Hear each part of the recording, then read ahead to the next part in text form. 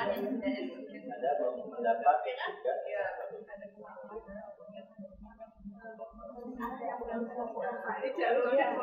Mempengaruhi hasil dan pelaksanaannya.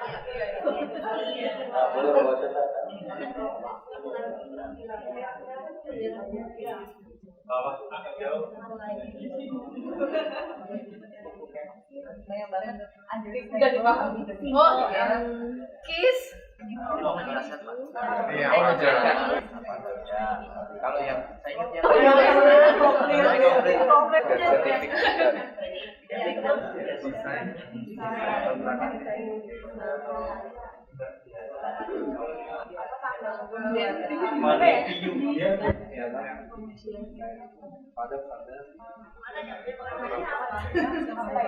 Itu waktunya tinggal 5 menit.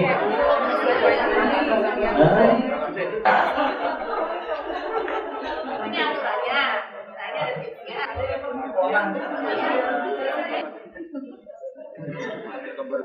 Monggo Mas.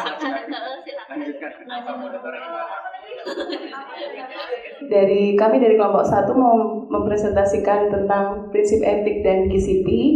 Yang pertama terkait dengan Deklarasi of Helsinki tahun 1947 kalau tidak salah ya. Ada 11 poin dan yang pertama adalah safeguarding research, kemudian benefit, di mana benefit ini harus lebih tinggi daripada resiko ya. Kemudian ada protokol, informed consent, vulnerable population, kemudian after trial access to treatment, use of placebo, etik, dan publikasi. Kurang berapa nih? 1, 2, 3, 4. Jadi kami ingat 9 poin. Privasi ya, kurang 1 lagi. Confidential ya. Jadi ada 11 poin. Kemudian Belmont Report tahun 1976. Di sini ada 3. Yang pertama adalah respect for person, kemudian beneficence, do no harm. Kemudian yang ketiga adalah prinsip justice. Selanjutnya adalah pengertian dari GCP itu sendiri. GCP adalah standar internasional untuk etik dan scientific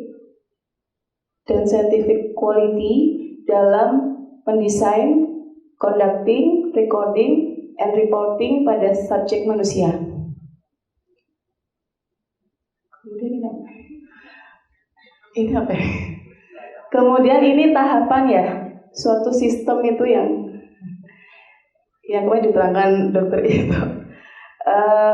Tahapan untuk proses mendesain suatu produk baru. Pertama dari discovery, kemudian preclinical phase. Ini di sini diharapkan ada GLP, dituntut ya, harus ada GLP. Kemudian untuk pengujian clinical treatment ini GCP. Selanjutnya adalah registrasi. Ini dibutuhkan sertifikasi GMP dan GAP. Dan yang terakhir adalah post market, dan di sini GCP kembali berperan di sini.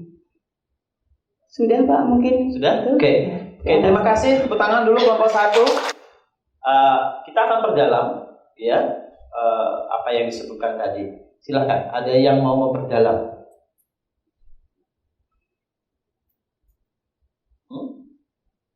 Apa yang disebut sebagai respectful person itu? Ada yang mau? Silakan. Kemarin sudah semua itu. Silakan Pak. Mohon dijelaskan terkait detail dari vulnerable population itu bagaimana? Nanti kita akan ada. Ya. Nanti ada di dalam informed consent ya, kita akan bicarakan lebih dalam mengenai vulnerable participant. Oke. Yang kita perdalam dulu yang mengenai prinsip etik dan GCP-nya. Ayo, siapa yang bersedia? Ya. Nah, baik, yang respect for person itu berarti maksudnya adalah menghargai hak dari tiap manusia menghargai apakah dia mau hak otonomi menolak atau menerima sesuatu seperti penelitian itu dia mau atau tidak melakukannya. Kaitannya dengan hak otonomi dari subjek yang kita teliti. Oke, good. Beneficence, non-maleficence, silakan. Beneficence yaitu suatu penelitian hendaknya memiliki manfaat untuk responden, jadi memaksimalkan benefit dan meminimalkan risk. Oke, kemudian disebutkan tadi bahwa GCP itu adalah suatu standar internasional untuk etik. Apa yang dimaksud dengan standar etik di situ? Jadi yang dimaksud dengan etik di sini adalah kita menjaga hak, menjaga keamanan serta well-being dari partisipan. Ya, jadi itu yang dimaksud dengan tujuan dari etik di situ. Tujuan dari kita menggunakan supaya penelitian itu mempunyai quality apa?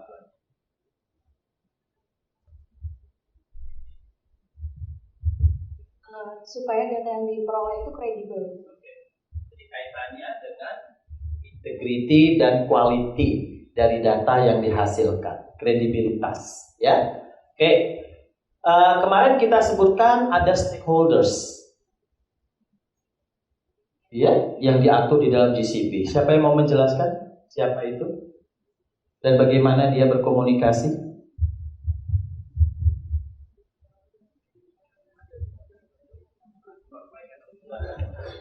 Stakeholder itu ada 3. Ada 3 itu satu investigator, kemudian yang kedua adalah sponsor, yang ketiga adalah komite etik. Ya, nanti ketiga stakeholders itu yang akan kita ketahui semua apa tanggung jawab dan perannya masing-masing. Oke, good. Terima kasih kelompok 1. Kita lanjutkan ke kelompok 2. Sekarang mengenai apa peran dan tanggung jawab komite etik. Ini yang pertama dari stakeholders responsibility. Medical dan orang awam atau layperson yang berwenang mereview seluruh proses penelitian dan menerbitkan ethical clearance. Komite etik ini memiliki kriteria yang pertama yaitu independen, kemudian kompeten, dan bebas konflik of interest. Beberapa tugas dan wewenangnya antara lain yang pertama menerbitkan atau menolak pengajuan suatu ethical clearance, kemudian menghentikan atau melanjutkan proses penelitian, meninjau jalannya penelitian, menjamin kualitas penelitian, memberikan arahan pada peneliti untuk meminimalisir risiko, menjamin suatu penelitian itu memiliki benefit yang lebih besar dibandingkan dengan risikonya, kemudian menjamin keamanan subjek penelitian, menjamin keberlanjutan manfaat pada subjek penelitian setelah penelitian berakhir, dan mereview esensial dokumen yang diperlukan suatu penelitian sejak sebelum mulai, selama penelitian, dan sudah penelitian itu berakhir. Demikian yang bisa kami sampaikan, mohon tambahan dan masukannya. Oke, good. Terima kasih, panjang sekali ya. Ada kemarin tuh? Ya, silakan.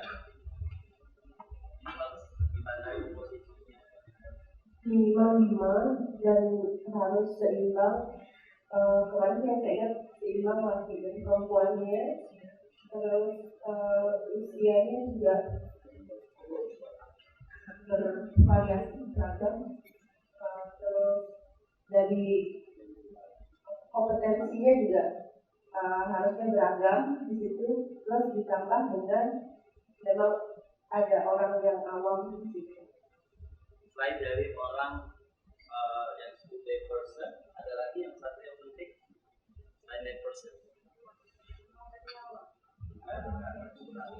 adalah orang yang di luar, betul sekali. Jadi orang yang di luar institusi tersebut, ya. Jadi bisa scientist, bisa non scientist, orang yang berada pada institusi tersebut, tetapi juga ada orang yang di luar institusi tersebut, ya. Oke. Bagaimana dia melakukan melihat, ya, mereview. Tadi disebutkan dia akan mereview dokumen-dokumen esensial. Ya. Nah, dokumen esensial apa yang dia review? Kemarin ada toh beberapa dokumen yang harus Anda submit ya sebagai investigator ke komite etik, sehingga kita harus tahu dia akan mereview dokumen apa saja. Silakan. Banyak protokol, kemudian comparison, regulatory break, surat yang ditujukan ke komite etik,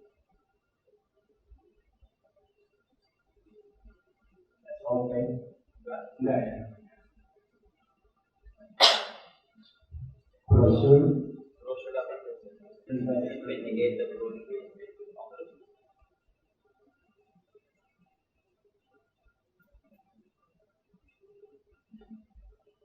Jadi dokumen-dokumen yang di CRM sama bagaimana kita melakukan rekrutmen ya. Jadi dokumen yang menjelaskan bagaimana proses rekrutmen akan kita jalankan ya, termasuk kompensasi yang akan diberikan. Yaitu semua harus kita submit ke komite etik. Oke. Ada pertanyaan mengenai komite etik? Tidak ada? Oke, terima kasih kelompok 2. Sekarang di esensial dokumen kelompok 3. Siapa yang mau presentasi? Kami akan mencoba memperlihatkan tentang summary kami. Jadi essential dokumen adalah dokumen yang harus ada sebelum, selama, dan setelah uji klinis berlangsung.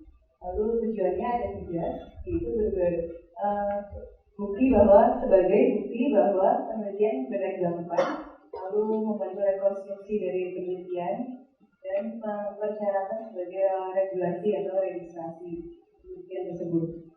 Dokumen dibagi menjadi 3. Untuk yang sebelum penelitian ada protokol, SOP, MOU, sertifikat GCP, lalu review penelitian, info consent, delegation log, lembar informasi produk penelitian, ethical clearance, case report form, dan lembar penjelasan penelitian dan metode penelitian bagaimana penelitian dijalankan.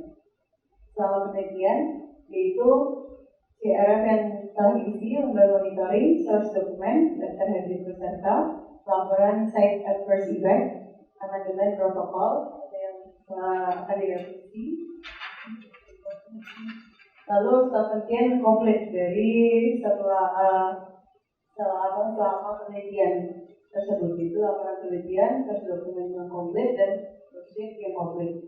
Dan essential dokumen itu harus tersimpan hingga 10-15 tahun. Dari kelompok 3. Menambahkan yang selama penelitian ada subject screening log, subject enrollment log, dan subject identification log, serta akuntan subject, kemudian ada akuntabilitas log. Accountability ya, itu penting banget ya. Sama yang lain adalah kalau kita melakukan pengambilan sampel ya, pengambilan darah ya, semacam itu juga harus punya lognya, dan juga kalau sampel itu mau disimpan ada disebut sebagai retain sample form. Oke. Ada lagi? Ya, jangan lupa karena ini biasanya suatu randomisasi ya, sehingga harus ada randomization code list itu sebelum penelitian dimulai. Ya, itu harus sudah disiapkan. Tambahan kelompok lain masih ada yang belum dibahas. Silakan Kak. Setelah penelitian itu ada berita acara pemusnahan obat, misalnya obat uji atau disimpan atau dihancurkan. Ya, jadi mengenai deskripsi dari produk yang diteliti atau dikembalikan ke sponsor, buktinya seperti apa dan seterusnya. Oke, ada lagi? Kita kemarin mendiskusikan mengenai dokumen kontrol, duly paginated. Setiap dokumen harus ada versi. Kemudian setiap dokumen yang digunakan di lapangan, kalau sudah nggak dipakai, ditarik, kemudian versi yang baru diedarkan. Kemudian dokumen itu harus disimpan dan hanya boleh diakses oleh orang-orang yang ditunjuk untuk bisa mengakses. Itu penting, ya, karena kaitannya dengan validitas nanti dari integriti dari data. Ini masalahnya. Ya, jadi ini yang sering tercecer itu nggak boleh di dalam proses uji klinik. Kemudian kita kemarin juga membicarakan essential dokumen itu kaitannya dengan piloting, ya, bahwa semua dokumen itu harus dipilot sebelum dipakai. Tujuannya apa? Piloting dokumen itu.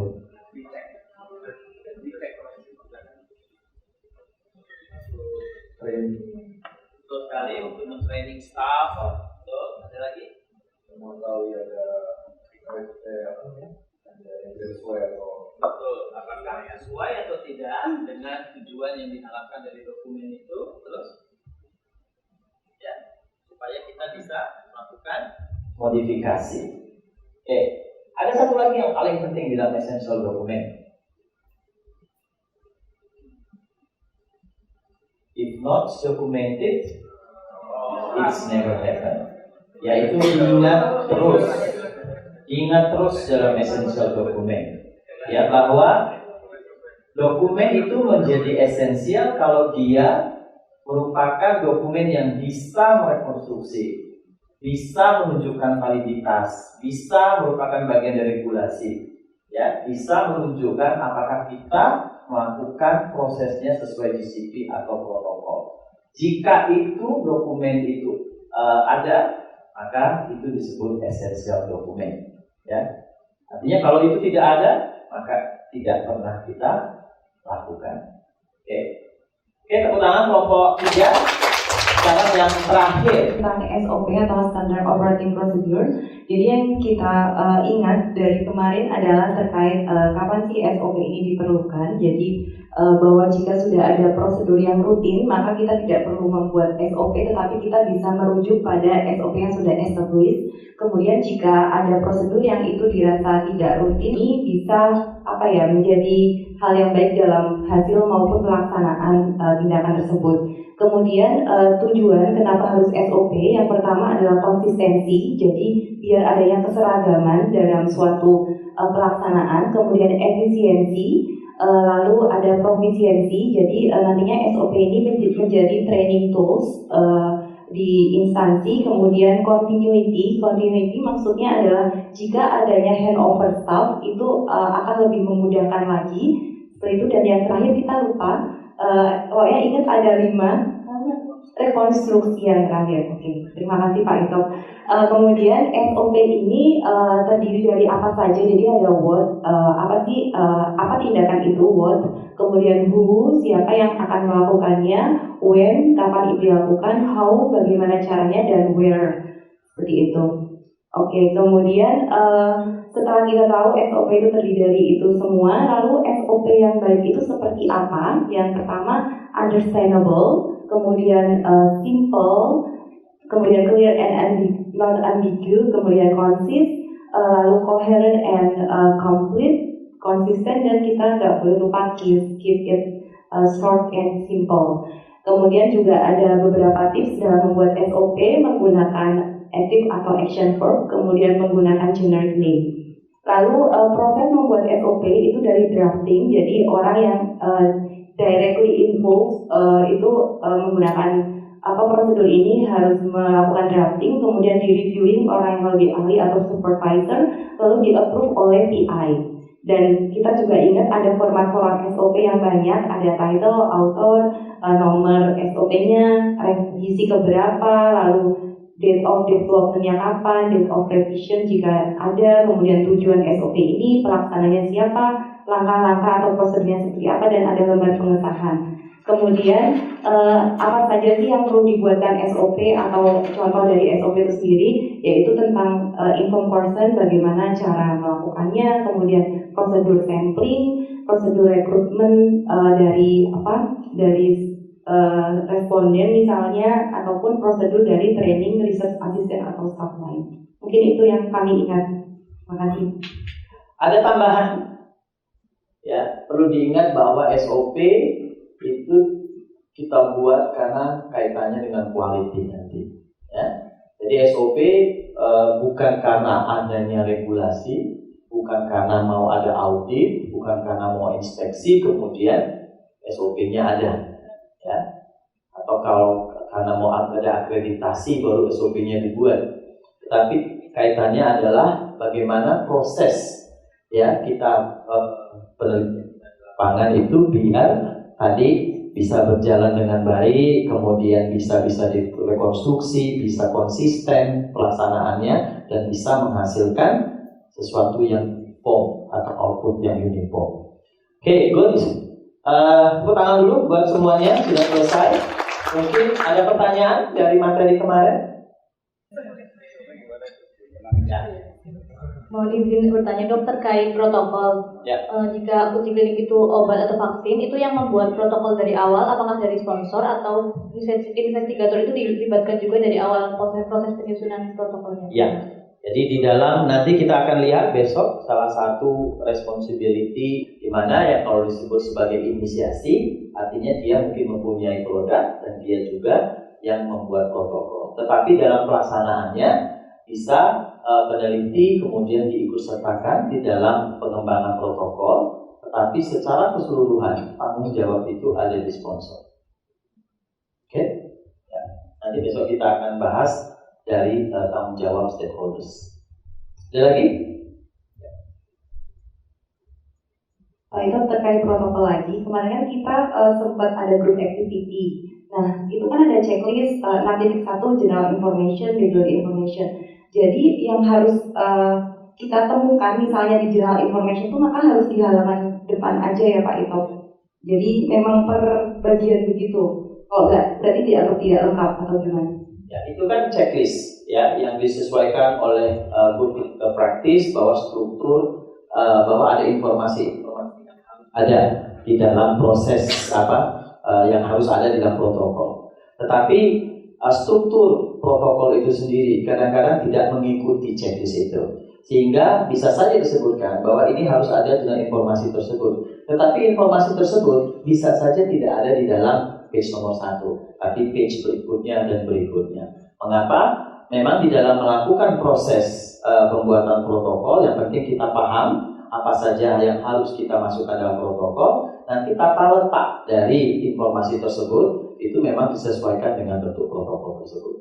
Tetapi memang lebih baik kalau kemudian kita mengikuti ya kesesuaian struktur yang ada seperti di CCP. Tapi umumnya karena kompleksitas dari studi itu kadang-kadang informasi itu ada di protokol ya, sehingga kita harus menemukan informasi itu ada di mana. Oke. Ada salah satu di bagian checklist itu tentang primary dan secondary endpoints. Itu apakah sama dengan objektif dari penelitian?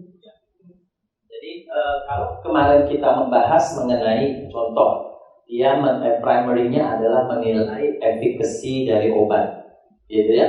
Maka endpoint-nya adalah menilai efficacy itu apa? Bagaimana? Misalnya menilai berapa banyak pasien yang sembuh dengan menggunakan obat tersebut. Jadi endpoint itu parameter apa yang kemudian diukur ya untuk mencapai objektif. Oke, jadi agak memang sama. Kita lihat primary objektifnya apa, kemudian dari objektif itu diterjemahkan dalam bentuk apa sebetulnya yang diukur di dalam untuk mencapai primary objektif, itu disebut endpoint. Ya. Ada lagi? Selama ini kan GCP baru-baru ini mulai dicanangkan ya dok. Apakah untuk penelitian-penelitian yang sebelumnya yang belum memenuhi standar GCP ini bisa dikatakan data tersebut telah kredibel? Ya, kita dalam proses penelitian yang penting bahwa kita improvement. Ya, kita selalu mencoba untuk memperbaiki. Kalau kemarin kita merasa penelitian kita tidak sesuai dengan GCP atau mungkin ada masalah dalam pengambilan data yang mungkin kita merasa itu kemarin kok saya nggak tahu bagaimana kualitinya. Yang penting itu menjadi sejarah aja bagi kita. Oke? Artinya forward ke depan kita harus melakukannya dengan lebih baik lagi. Anda pun sudah mengenal GCP, Anda mungkin mengaplikasikannya, tetapi kembali lagi dalam prosesnya nanti tetap saja banyak mungkin hal-hal yang tidak sesuai dengan yang ada di standar. Yang penting nanti kita lihat di sesi sore bahwa proses itu harus kita improve terus-menerus. Ya mungkin di awal-awal kita lihat banyak sekali kekeliruan gitu, tapi bagaimana dari kekeliruan itu kita perbaiki terus sampai akhirnya hasil penelitian tersebut menjadi baik. Itu yang paling penting di dalam GCP. Ya, kita tahu standar, kemudian kita mencoba untuk memperbaiki terus agar kita sesuai dengan standar tersebut. Oke. Ada lagi? Oke, kalau tidak ada silakan Bapak Ibu kembali. Bismillahirrahmanirrahim. Assalamualaikum warahmatullahi wabarakatuh. Selamat pagi Bapak dan Ibu sekalian. Selamat hari Jumat sudah segar. Dari malam hari Kamis, malam Jumat, sunnah Rasul. Kalau selain hari Kamis berarti wajib gitu ya. Nama saya Rina Triasih. Saya dari Departemen Anak dan kebetulan bergabung dengan grup GCP ini, dan bagian saya adalah menyampaikan tentang data manajemen yang akan kita diskusikan. Tapi ini yang harus kita ketahui dulu, tujuannya nanti adalah bahwa kita akan mempelajari bagaimana mendokumentasikan data dalam suatu penelitian, kemudian memvalidasi, mengamankan dan mengarsipkannya dengan baik sesuai dengan GCP.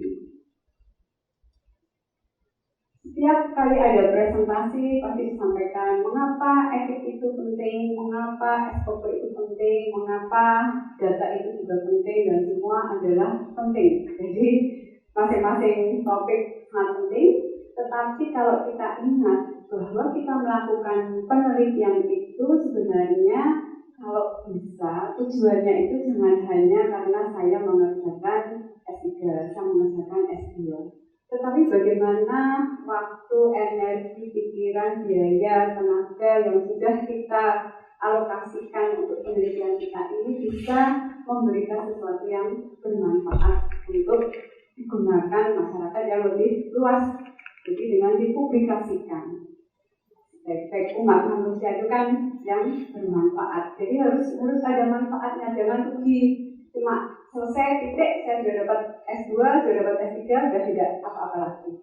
Karena ini akan digunakan untuk kepentingan yang luas, tentunya data yang akan kita dapatkan dari penelitian ini harus data yang benar-benar baik, akurat, dan valid. Jadi ini adalah untuk nomor satu, ini adalah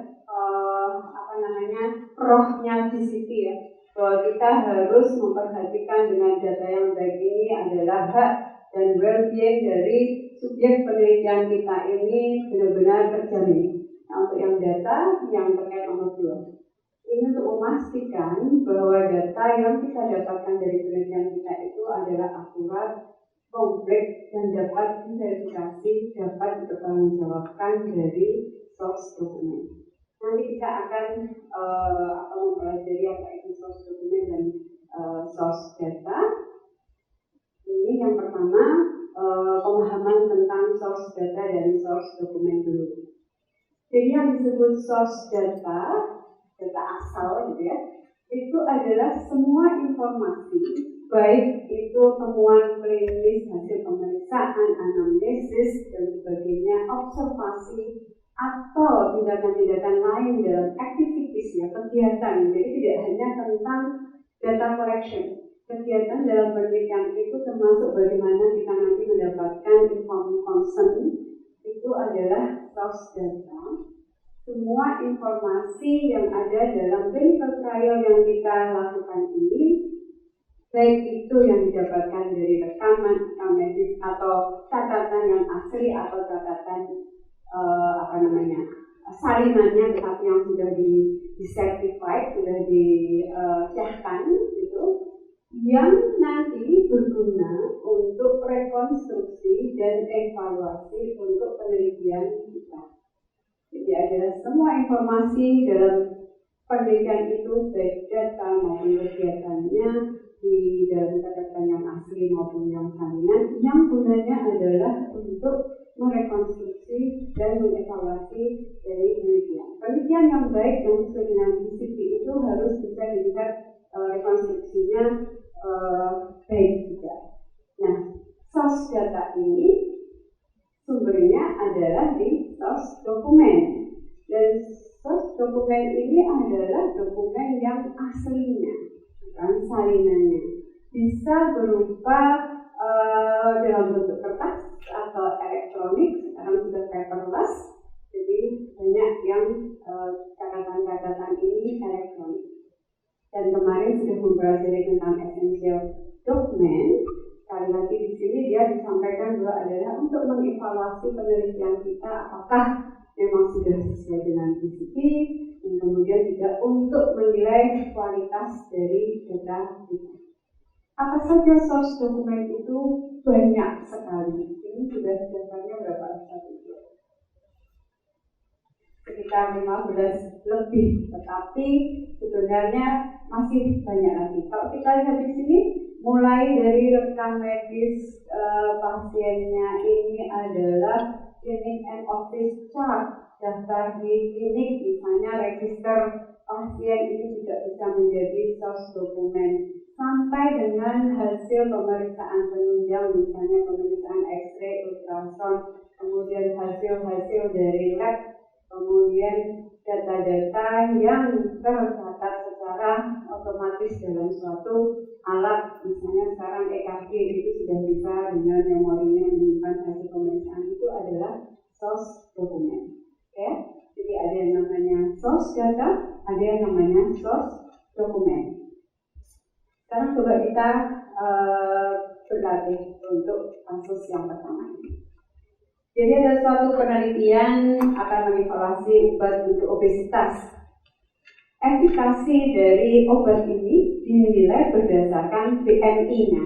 Bandingkan antara BMI saat ikut penelitian, sebelum ikut penelitian, kemudian sudah memenuhi syarat, diberikan perlakuan, kemudian dievaluasi dibandingkan dengan end of drug administration, diukur BMI-nya. Di CRF-nya itu tertulis, kita disuruh menulis BMI pada saat awal dan BMI di akhir penelitian. Kemudian ada review, nanti ada namanya clinical monitor, kemarin sudah disampaikan, datang untuk melakukan audit. Nah, terus dia melihat medical record-nya. Dan ternyata dari medical record beberapa subjek penelitian yang diikutkan dalam penelitian ini, itu berat badan dan tinggi badannya tidak tercatat dengan baik. Sekarang silahkan kita berdiskusi, ini jumlahnya berapa ya? Pesertanya 34, dibagi 5 saja biar tidak banyak. Itu coba ya, ini 1, 2, 3, 4, 5 sampai Bu Arcita. Kemudian namanya dibalik, satu terkenal ya. Satu ini ya Bu Tipis ya, Bu Sofi. 1, 2, 3, 4, 5 sampai Bu Lela, Pak Tito, 1, 2, 3, 4, 5, 6 sekalian biar tidak angin. Kemudian yang ini berempat saja. Ini mulai menuju 1, 2, 3, 4, 5, 1, 2, 3, 4, 5, yang 4. Ya, silahkan diskusi selama 3 menit apapun boleh, dari ilmu GCP atau ilmu goib. Komentarnya adalah baik, karena ini Pak Tino Sidin semua bagus ya, bagus. Kemudian nanti kalau ada satu grup yang sudah mengomentari sesuatu, kalau sudah sama jangan diulang ya, grup yang berikutnya. Tapi jangan terus bilang sama gitu, jadi cuma satu. Kalau dari kelompok kami yang masih kurang seperti ukurannya belum ada, terus kemudian aktivitas dari partisipan jadi kayak sehari-harinya kosnya belum ada, dari tinggi badannya tidak sepenuhnya record, dan kemudian pelaporan yang dapat recordnya tidak jelas, kemudian obat lain dan obat penyakitnya ada dalam data ini yang harus dilengkapi. Grup 2 Silakan menyampaikan dan boleh mengomentari dari grup pertama. Sudah pada? Bahwa justru yang menjadi source data atau originality-nya atas WIP itu malah tidak ditampilkan karena BMI nantinya produk hasil dari suatu usaha data yang diperoleh sejak awal. Jadi CRFD juga maksudnya komplit. Jadi dari WIP-nya itu sejak awal juga sudah disediakan. Jadi terkait originalitas atas sumber data awal. Oke, tidak hanya BMI-nya saja. Grup 3, silakan. Komentar kami dari grup 3 terkait penelitian ini. Untuk penelitian ini kredibilitasnya perlu dipertanyakan karena data BMI itu kan diperoleh dari Kementerian. Sedangkan di situ dikatakan tidak terdokumentasi dengan di sini berarti ada masalah dengan pendokumentasian di source datanya. Kemudian berarti ada masalah mungkin SOP-nya kurang jelas di mana kita menyebabkan data itu tidak entah itu tidak diambil atau tidak terdokumentasi. Oke, terima kasih untuk mengomentari dari kasus yang pertama yaitu tergantung informasi awal ya, mungkin di sini belum ada informasi yang jelas, akhirnya subjek penelitinya siapa itu pun juga belum jelas juga, kemudian datanya tidak lengkap, tinggi badan, berat badan, kemudian inisial name juga tidak ada. Di situ kan harus lengkap berapa jumlahnya, subjek juga belum lengkap di situ. Kalau terlalu lengkap kayaknya nggak cukup ya. Iya, makanya di komen Bu. Ya, yang penting gitu. Iya. Mungkin juga data nama obat, dosis yang diberikan sudah tidak ada, terus cara mengurus. Oke, ya. Terima kasih. Kami sudah bingung karena sudah ada semua. Tapi kami menilai bahwasanya memang ini yang garis merah itu adalah non-system medically recorded. Jadi artinya kalau data itu sudah tidak terrekod dengan bagus, maka kredibilitas penelitian juga harus dipertanyakan. Dan tentunya harus penelitian seperti ini harus diulang untuk mendapatkan hasil yang kredibel.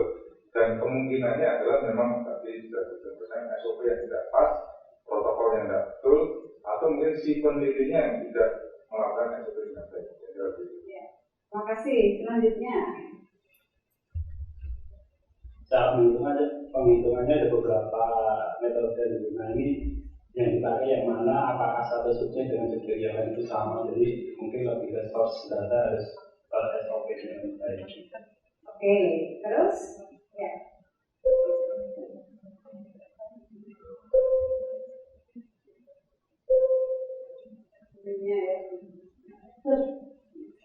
di ujungnya menjadi bingung tuh karena sudah ya, yang paling setuju yang mana?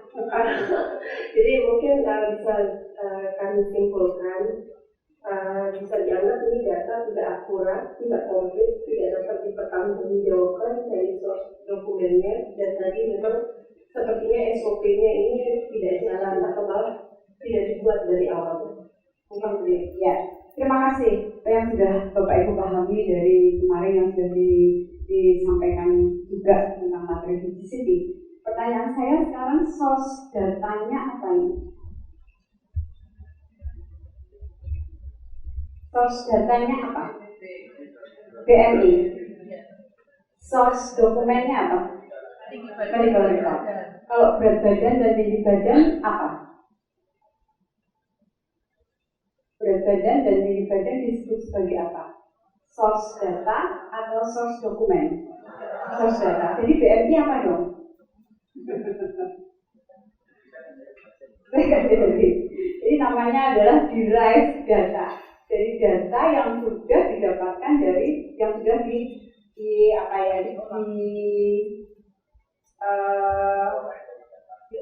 diolah dari source data. Ya, jadi ini adalah pemahaman tentang source data sama source dokumen dulu. Karena tadi ada yang masih agak terbalik-balik menunjukkan ini kan didapatkan source datanya dari medical record sebagai source data dan sebagainya. Jadi kalau medical recordnya adalah source dokumennya, kemudian berat badan dan tinggi badannya adalah source datanya. Kemudian yang dimasukkan ke dalam CRF-nya itu adalah data yang sudah diolah. Jadi kalau yang seperti ini memang inti dari suatu penelitian itu harus ada SOP-nya yang baik dulu.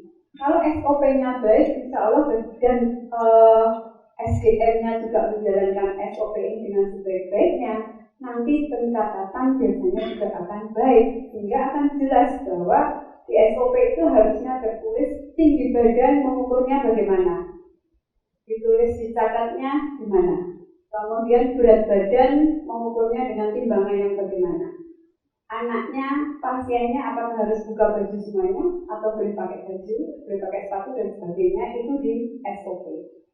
Kemudian tadi ada usulan, apakah sebaiknya di CRF-nya ini ditulis saja berat badan tinggi badannya supaya tidak langsung BMI-nya saja, bagaimana?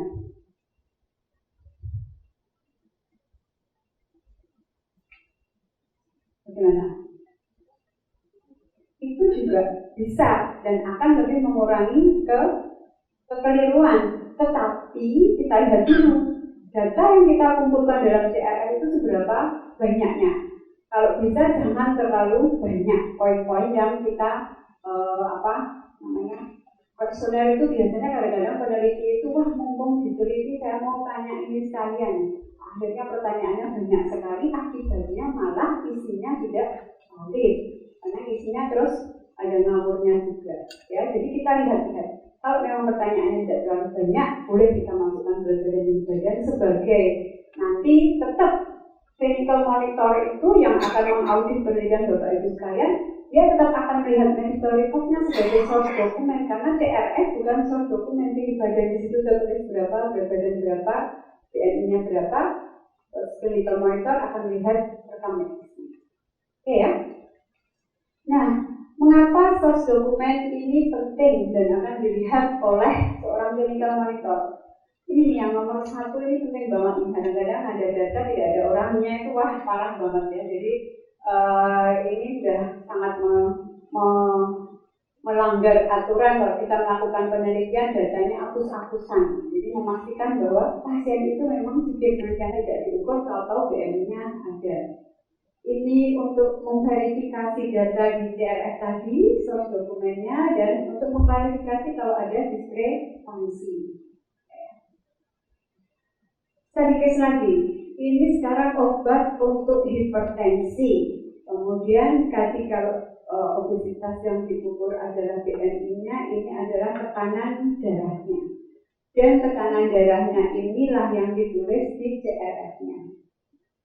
Dalam prakteknya di rumah sakit yang dilakukan untuk penelitian tersebut, tekanan darah itu diukur 2 kali oleh perawat dan dicatat di lembar perawat, dan 2 kali di patient medical record oleh dokternya. Jadi dokternya ukur, perawatnya juga ukur, dua-duanya nyatat sendiri-sendiri. Ini rumah sakitnya rajin sekali. Tapi di CRF ini hanya ada satu catatannya, tekanan darah. Jadi ada tulisannya tekanan darah oleh perawat, tekanan darah pagi, tekanan darah sore, dan sebagainya. Mana yang akan Bapak Ibu masukkan ke CRF ini sebagai peneliti? Ayo, 2 menit saja. Jadi kalau menurut kami itu ya emang harus ditentukan dari awal yang mau dimasukin di CRF, artinya SOP-nya pun harus jelas dari awal. Oke, stop ya. Menurut SOP, yang kedua sama juga sesuai SOP, tapi karena ini dua-duanya adalah data sumber, jadi sebenarnya bisa digunakan tergantung yang mau diambil itu waktu tekanan darahnya kapan. Dan nanti kalau misalnya dua-duanya ternyata sama waktunya, jadi nanti peneliti harus mengkonfirmasi ini yang benar mana kalau ada perbedaan. Oke. Kalau ada perbedaan harus mengkonfirmasi yang betul yang mana tambahannya. Oke, grup ketiga. Silakan.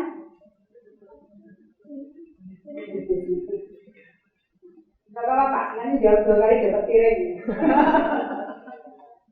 Ya, menurut kami sesuai dengan SOP. Tapi yang jadi masalah adalah itu hanya satu set itu yang kalau kita ada SOP. Ini sukanya kalimat terakhir ya. Nah bacanya tuh. Nantinya kalau kita punya SOP atau SOP nanti kita bisa buatkan kira-kira sesuai dengan penelitian yang akan kita minta. Iya. Oke, ya tengah yang melakukan sama dan waktunya sama. Selisih 1 detik nggak boleh ya. Oke. Kalau dari kelompok kami, di sini dia mau melakukan penelitian mengenai tekanan darah. Jadi dia punya data sebelumnya mengenai tekanan darah. Dipastikan dulu di sini kan di medical record-nya 2 kali dicatat oleh perawat dan 2 kali dicatat oleh dokter. Nah ini 2 kali dicatat ini saling nyontek catatannya atau sama-sama ngukur dulu sebelumnya, itu harus dipastikan dulu. Terus baru nanti untuk data yang dimasukkan ke CRF itu dipilih salah satu yang jadi, tapi harus tetap konsisten, misalnya perawat pagi, kayak itu harus misalnya yang sore. Ya, ini malah curhat pengalamannya.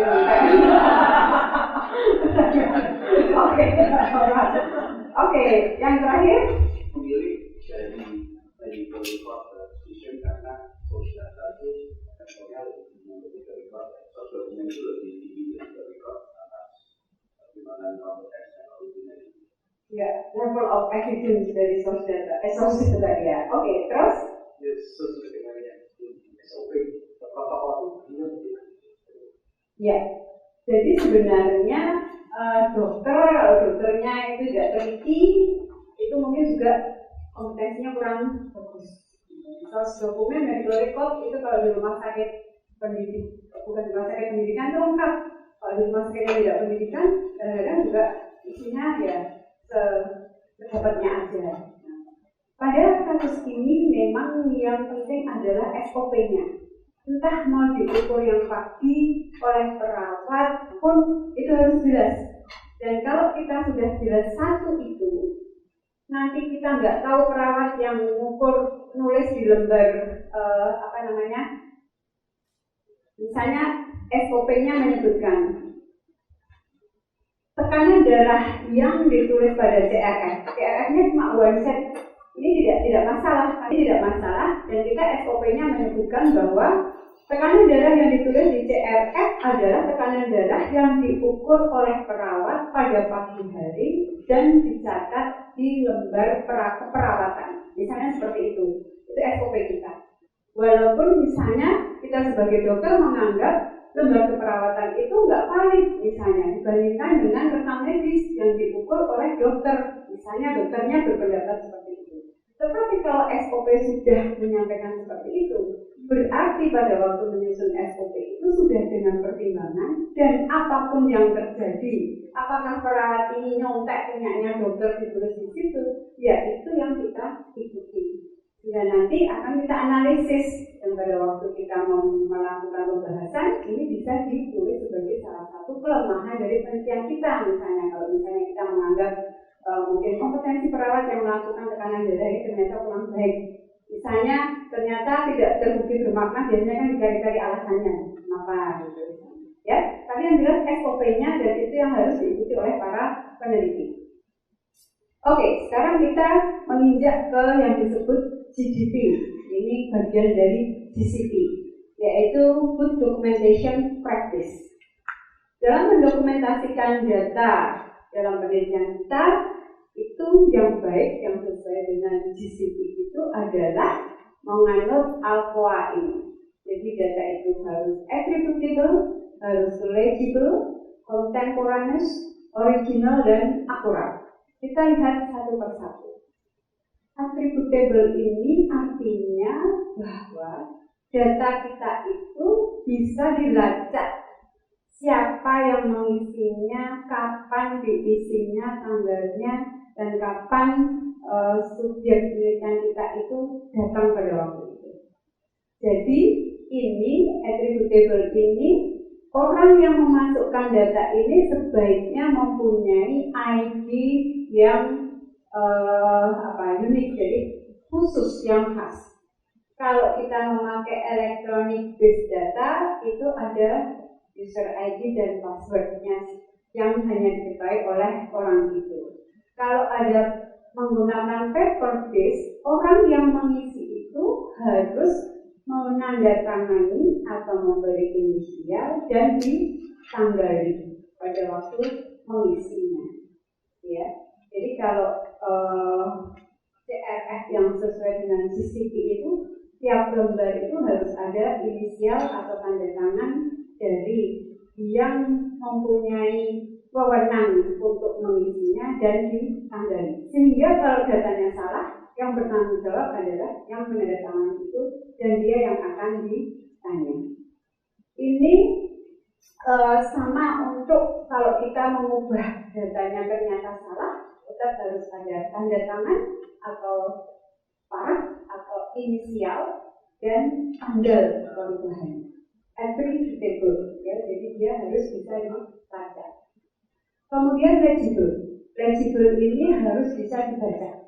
Bisa dibaca sekarang, bisa dibaca besok, besok, dan besoknya lagi. Ini tidak hanya terkait tulisannya yang harus jelas, tetapi juga tentang menulisnya menggunakan apa. Ya, sebaiknya menggunakan permanen medium. Jangan pakai pensil, gampang dihapus. Nanti datanya diganti. Oh, ternyata tidak bermakna. Terus saya tambahi yang huruf yang eksperimental, misalnya seperti itu. Ya. Kemudian kalau yang elektronik based data ini mesti sudah jelas, tetapi jangan lupa ya, tetap dicek. Jangan-jangan sekarang masih ada zaman virus, masih ada enggak ya? Kalau tulisannya sudah tinggal simbol-simbol saja, Pak. Nangis gitu nanti ya. Oke, coba kita lihat nih. Ada ini berapa ini? Tulisnya kayak gini, ini tulisan para dokter yang budiman. 29, 27, 24, 2%. Oke, nah ini yang membingungkan. Jadi jangan seperti itu. Kemudian contemporaneous, AL, legible, attributable, legible, sekarang yang C. Ini adalah catatlah segera setelah kita mendapatkan data itu. Ya, jadi jangan ibu-ibu nih, nanti misalnya ada beberapa studi penelitian yang datang bareng-bareng, terus dicatat di kertas yang kecil gitu, kertas yang kecil, terus habis itu disai, gitu kan? Habis bisa lupa, traduksi, bahkan sudah bilang datanya 5 pasien, jadi langsung dituliskan saja di CRF-nya, ya, atau di rekam medisnya kalau kita tidak bisa langsung menuliskan ke CRF. Kemudian juga ini dua hal ini adalah menjadi hal yang sangat penting. Tanda tangan, inisial dan tanggal itu sangat penting dalam pendokumentasian di data. Original, kalau ada modifikasi atau perubahan dari data ini sebisa mungkin harus kita lihat. Data itu sebaiknya yang memang yang asli. Yang electronic based data ini kita harus memastikan nanti ada yang namanya audit trail. Ini adalah kita bisa melacak ke belakang audit apakah ada yang mengubah data atau tidak. Kalau di MS Word itu pakai fungsi track changes. Dari track changes itu kan kalau kita aktifkan akan ketahuan nih tanggal ini siapa yang mengubah, tanggal ini siapa yang memberikan komentar dan sebagainya. Nah ini intinya seperti itu. Kemudian yang paper based data antara original dan kopinya ini juga harus sama dan diverifikasi, dikasih tanda tangan atau sinyal paraf atau inisial oleh orang yang bertanggung jawab. Kalau misalnya kita harus mengoreksi, ini juga harus di sini feedback merek ya, feedback tidak laku ya. Ini adalah syarat-syaratnya kalau kita mau mengoreksi data yang salah. Tidak boleh original datanya itu tertutup. Jadi data aslinya, data awalnya harus kelihatan. Kemudian misalnya 5, oh ternyata salah. Kalau salah berarti saya coret. Kemudian kita tulis yang benar adalah 4. Kemudian ini dikasih inisial dan tanggal mengubahnya di sini. Saya kira ini sudah tidak hanya di GCP dan GCP, rekam medis pun harusnya juga kita biasakan seperti ini. Makanya kalau sudah mengikuti GCP itu biasanya nanti kalau kita memang menghayati itu harusnya di segala macam pencatatan kita akan tertib. Oke? Kemudian kalau bisa ini didokumentasi mengapa diubah. Ini tidak boleh menggunakan yang correction food, mereknya apapun tidak boleh. Bagaimana kalau ternyata 4 ini juga salah, gitu kan? Nah, ini kita coret, kemudian kita yang betul ini, gitu. Artinya, 10 menit, oke. Terus kita tulis ansanya. Kalau salah lagi gimana? Itu yang nulis yang harus disuruh kursus lagi ya. Biar kursusnya laku Pak Ito. Tapi ya berarti menunjukkan ketidakhati-hatian. Tapi ada caranya seperti ini. Ini yang standar. Jadi misalnya akan ada cara sendiri ya, masukkan ke SOP. Itu termasuk SOP bagaimana memasukkan data. Ya. Oke, ini beberapa contoh untuk mengoreksinya. Kalau seperti ini kosong, ya sebaiknya jangan dikosongi. Ini no data. Ini adalah biasanya setelah ada yang mengisi CRF, ada orang kedua yang mengevaluasi CRF itu untuk melihat ternyata ini memang kosong, no data. Kalau nggak ada, harusnya pada waktu mengisi awal kita ditulis di sini no data, gitu ya. Oke, ini sekarang akurat. Kalau akurat sudah jelas. Jadi yang kita ukur itu ya yang sesuai dengan apa yang kita lakukan. Pengukurannya itu sesuai dengan apa yang akan kita harapkan. Jadi dia harus komplit, konsisten dan real dari informasi yang kita dapatkan. Ini cuma contoh sedikit saja. Kalau ada kos 7, bolehnya harusnya 0,7, jangan cuma 7 saja. Nanti ada orang iseng bisa ditambah angka yang lainnya. Kemudian untuk desimal, kalau lebih dari setengah dinaikkan ke atas, kalau kurang dari sampai dengan 0,4 turun ke bawah. Kalau misalnya kita hanya mempunyai 1 tempat tanpa desimal saja, ini adalah peraturan yang standarnya. Oke, beberapa hal terkait dengan GDP ini ya. Kalau kita mau menulis dengan tangan, ini harus segera. Kemudian ini yang termasuk yang si legible dan indelible ini, jangan yang bisa dihapus, bisa dibaca. Kemudian ada inisial atau sign dan ada tanggalnya. Ini satu case study. Akan diadakan suatu penelitian multi center. Kemudian peneliti koordinatornya yang PI utamanya ini berencana membuat CRF ini, datanya nanti akan dimasukkan secara elektronik dan menggunakan Excel. Nah, setiap center yang akan ikut dalam penelitian ini oleh si PI ini diberikanlah si template-nya Excel ini. Kemudian setiap pasien akan dimasukkan dalam worksheet di Excel itu.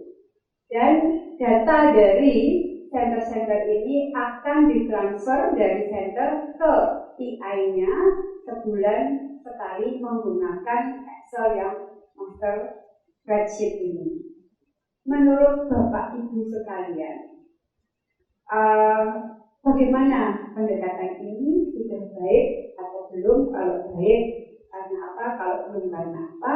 Dan ini nanti adalah sebagai entry point sebenarnya kita untuk mempelajari hal-hal apa saja yang harus kita pertimbangkan kalau kita menggunakan pengumpulan data secara elektronik. Grupnya masih sama, sekarang 3 menit saja. Nah, ini hari Jumat. Bolak-balik. Ibu izin menyampaikan hasil diskusi dari Bapak Ibu. Jadi kalau elektronik data kita sangat riskan karena memang pemahaman dari penginput data itu harus paham terkait penggunaan elektronik data. Kemudian masalah-masalah yang mungkin muncul perlu diperhatikan oleh BI terkait pengisian error, phishing ataupun apa yang terkait dengan data dan investigasinya invest Direktur pun harus kompeten dalam mengambil data dan menggunakan itu elektronik data. Kemudian bukti otentik pengukuran, jadi buktinya realnya itu yang mungkin membuat kita juga dalam bentuk apa nggak bentuk Bagaimana dengan yang ini, pendekatannya yang dilakukan oleh penelitian ini? Anda selain memperhatikan kompetensi harus dilatih dalam menulisnya. Ini oke atau ini tidak oke? Iya, bisa dengan menggunakan dari genetik ataupun infection question yang memang istilahnya ada teman di sesuai harus ditarik kemudian diberikan versi yang terbaru dan lain-lain. Oke, ya. Next.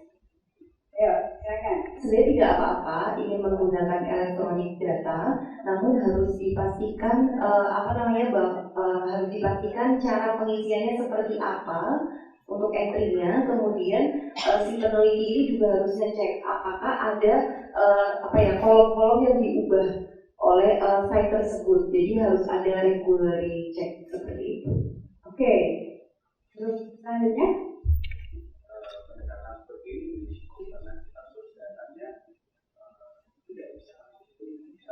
Meskipun demikian harus berisikonya apa Pak?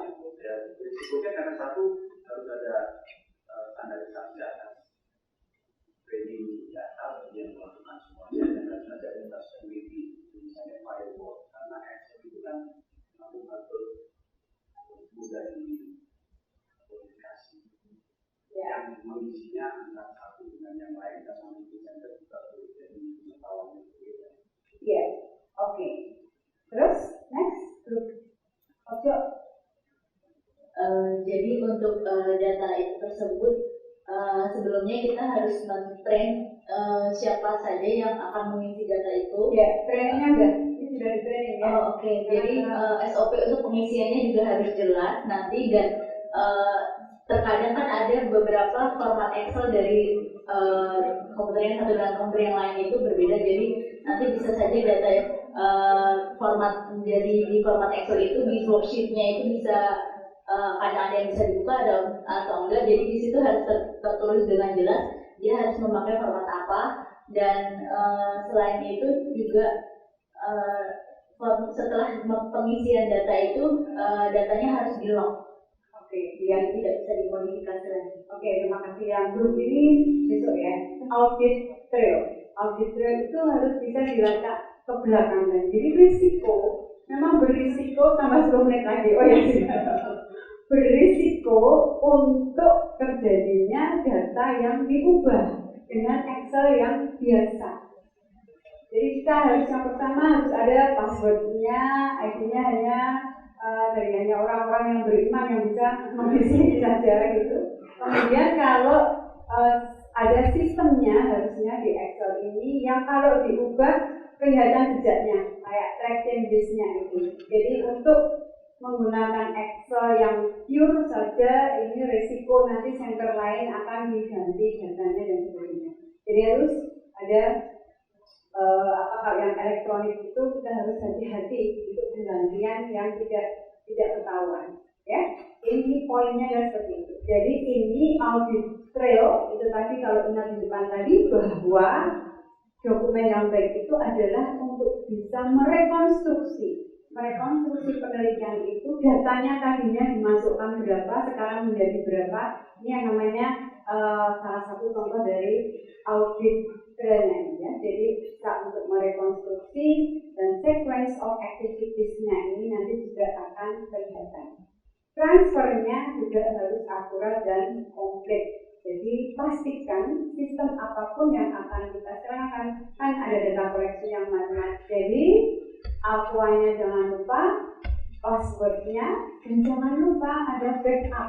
Sekarang backupnya sudah tidak ditaruh di external hard disk tapi bisa ditaruh di awan di sana disimpan di mana-mana. Kemarin dulu kalau S3 backupnya kirim email gitu. Jadi meng-email diri sendiri. Jadi nanti kalau hilang masih punya bisa yang di email itu. Kemudian disaster, jangan lupa banjir, terus konslet dan sebagainya rusak datanya. Oke. Ini untuk data handling yang penting adalah confidentiality, ini the right of patient, haknya pasien untuk terjaga data-datanya tidak untuk dipublikasikan secara individual. Ini harus benar-benar kita kita tanamkan ya teman-teman sembarangan menginformasikan hasil penelitian ini. Kemudian source dokumen ini sudah tadi harus sesuai. Segala macam perubahan dari protokol itu kita dokumentasikan dan harus ada penjelasannya. Mungkin akan ada deviasi-deviasi, itu sangat mungkin dari suatu penelitian. Quality management system, nah ini GCP itu adalah sebenarnya ada tidak terkait mutu, jadi tentunya harus menerapkan tentang quality management system. Ini tentang ID-nya, ini cuma mengurangi lagi. Nah sekarang kita yang terakhir tentang SDV. SDV itu yang clinical monitoring tadi. Source document verification. Jadi akan ada suatu penelitian yang baik itu harus ada external reviewer-nya yang datang untuk melihat, mengoreksi data-datanya sudah betul atau belum, gitu ya. Itu penelitian yang sesuai dengan visi. Jadi si SDV ini adalah untuk mengevaluasi kelengkapan, akurasi, dan validitas dari data yang dimasukkan, mengkonfirmasi apakah data yang ada di CRF ini sesuai dengan yang di source dokumen seperti pada contoh kasus yang pertama tadi. Kemudian ini adalah untuk memastikan bahwa dia sesuai dengan standar dan ini dilakukan oleh seorang clinical monitor. Berapa banyak data yang akan dilihat oleh seorang clinical monitor itu tidak ada aturannya yang pasti, tetapi kalau misalnya jumlah subjeknya itu sudah banyak sekali, ada 1.000 atau ada 500, tentunya clinical monitor tidak akan bisa meneliti semuanya. Jadi kadang-kadang ada yang 10% dulu, sampling, saya lihat 10%, kok ternyata errornya cuma kecil, ya sudah, saya sekali lagi sudah cukup. Atau kok ternyata diambil 50 CRF yang tidak betul 52 gitu, karena ada 2 yang tidak ada nomornya. Nah itu malah harus kerja keras buat clinical monitor, dan ini sangat tergantung dari pengalaman dari clinical monitor itu. Semakin berpengalaman dia sudah semakin tahu gitu. Investigator kalau ditanya garuk-garuk, wah ini sih datanya rodok nggak lengkap. Residen mahasiswa kalau ditanya mulai pegang-pegang itu mesti agak-agak gimana, itu sudah semakin tua orang dulu itu sudah bisa tahu lenggak-lenggoknya orang yang agak-agak tidak siap ujian dan sebagainya. Itu sudah ternyata setelah tua begini jadi tahu. Dulu saya yang masih muda-muda belum tahu. Kemudian yang biasanya dituju oleh clinical monitor ini ada 5 hal ini nih yang penting. Informed consent ini yang biasanya agak kita sepelekan, itu ternyata sangat penting karena ini terkait dengan hak dari pasien untuk mengikuti. Kriteria inklusi dan eksklusi apakah sudah betul atau belum, itu juga sangat dilihat oleh clinical monitor untuk memastikan bahwa subjek penelitian itu sesuai dengan kriteria yang ditentukan. Kemudian endpoint-nya, outcome-nya, baik primer maupun sekundernya, itu juga tadi BMI-nya, karena ini adalah hasil utama yang akan dilaporkan. Jadi akan melihat sudah betul atau belum pencatatannya ini, source datanya bagaimana. Kemudian adverse event terutama yang severe, bagaimana reporting dan reportingnya. Kemudian juga bagaimana prescription dari studi meresepkannya. Ya, ini kan di sini terkait dengan clinical trial. Nah ini adalah salah satu contoh penelitian tentang malaria, kemudian pemeriksaannya secara manual dan hasilnya ditulis di kertas. Kemudian clinical monitor datang, ternyata dia melihat di situ bahwa labnya ini ada diskrepansi data yang ada di lab dan data yang ada di CRF. CRF-nya dilihat di verifikasi dengan source dokumennya yang di lab, kok ternyata berbeda. Kemudian clinical monitor ini menginterview teknisi di sana dan ternyata di rumah sakit atau di lokasi penelitian itu ada 3 tipe pencatatannya. Jadi yang dicatat di register, setelah di register dicatat lagi di buku infeksi dicatat lagi di buku mana lagi, gitu kayak TB itu dicatat di berbagai macam. Nah, ini adalah suatu contoh yang menunjukkan bahwa multiple recording itu sangat berisiko untuk kesalahan pencatatan. Ya, jika kita terlalu hanya satu saja juga berisiko, tetapi kalau terlalu banyak nanti akan berbeda-beda, akan menyebabkan kekeliruan yang lebih tinggi kalau recordingnya itu terlalu banyak. Ya, jadi ini beberapa hal yang sering ditemui oleh SDB, Clinical Monitor tadi, itu ada diskrepansi, kemudian ada beberapa source dokumen yang berbeda-beda, dan yang ketiga adalah dokumentasinya itu sendiri ternyata tidak baik. Ini terkait dengan source dokumen. Kemudian juga misinterpretasi dari hasil lab, normal range-nya antara lab yang satu dengan yang lainnya ini tidak sama, dan harus dibedakan antara not applicable dan not done. Ini harus paham peneliti itu apakah yang mengisinya adalah not done atau not applicable. Ini lagi CRS datanya tidak ada dan dia tidak memenuhi si auto tidak bisa dibaca, dan missing data ini kalau di Hasiko cukup banyak ya. Jadi banyak data-data yang tidak tercatat di sana di rekam medis, tapi itu CRS-nya ada. Oke, ini yang paling akhir. Tadi yang terakhir, sekarang paling akhir, yaitu tentang pengaksipannya. Pengaksipan kalau dengan kertas, beberapa hal yang harus kita perhatikan tentang physical security-nya. Yang tadi ya, ini penyimpanan data ini harus restricted. Kalau tadi amankan dengan password, kalau ini ya kita kunci di situ saja. Di tempat khusus, tidak semua orang, lemari khusus, kuncinya hanya dipegang oleh orang-orang tertentu saja yang mempunyai wewenang di situ.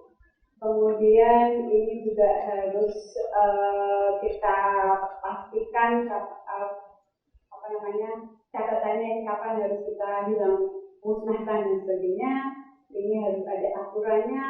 Setelah 10 tahun berarti ini akan disimpan, atau untuk yang kembali ini kita bisa menyimpan sampai 1 tahun dan sebagainya.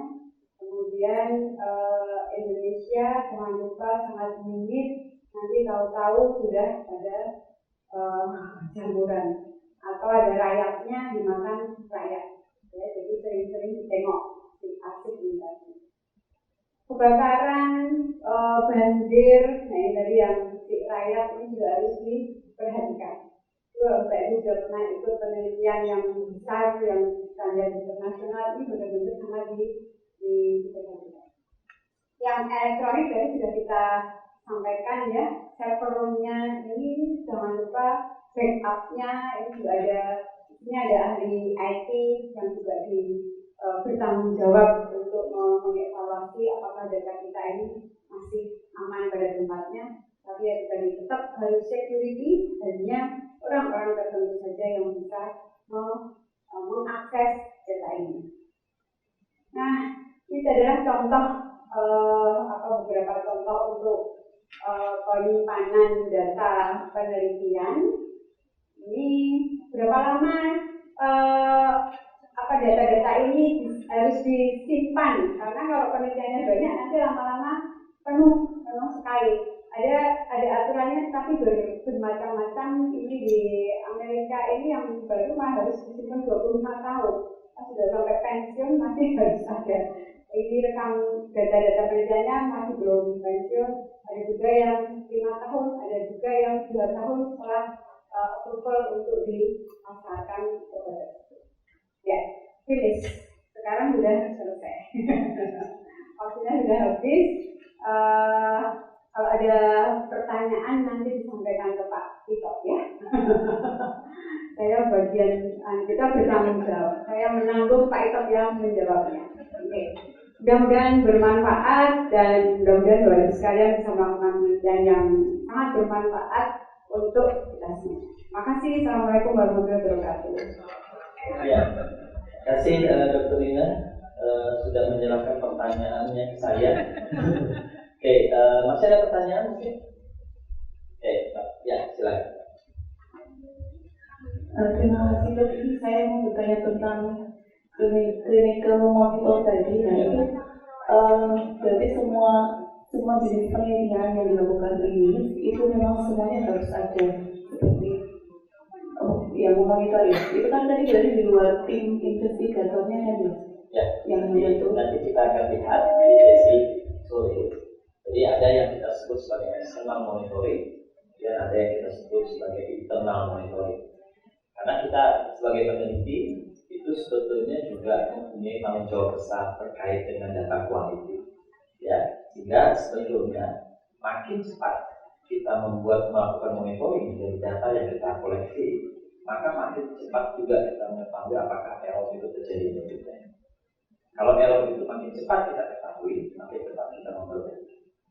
Kenapa? Karena dalam proses monitoring yang kita dilakukan oleh external monitor, kadang-kadang mereka datangnya setelah 3 bulan penelitian dimulai, setelah 6 bulan penelitian dimulai. Ketika pada saat dimonitor, kita separuh pasien sudah ikut dalam studi, ternyata error itu banyak. Ini kan membuat penelitian itu menjadi bermasalah. Jadi nanti akan kita bicara di dalam proses quality nanti sore, bagaimana proses-proses monitoring itu bisa kita lakukan.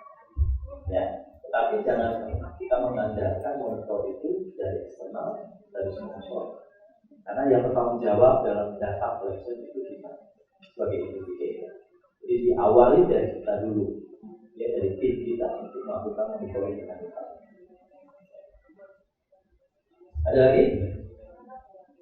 Ya, sebentar lagi nanti kalau misalnya sudah nggak ngantuk itu kita break 20-30 menit. Ethical principle yang kita bahas kemarin, di mana akan ada proses consent karena adanya ethical isu ini. Kemudian juga akan sedikit kita bahas mengenai privacy dan confidentiality.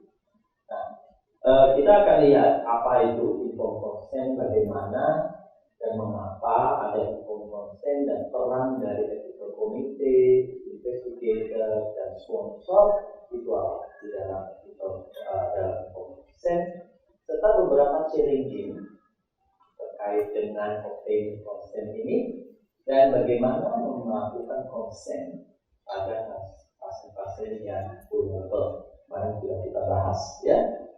Kita akan lanjutkan pembahasannya. Nah, sebelumnya kita akan melihat video dulu, Bapak Ibu.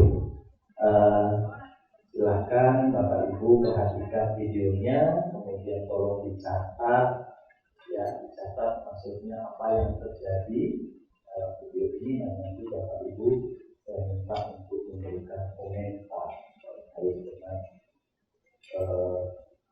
apa yang terjadi dalam proses consent.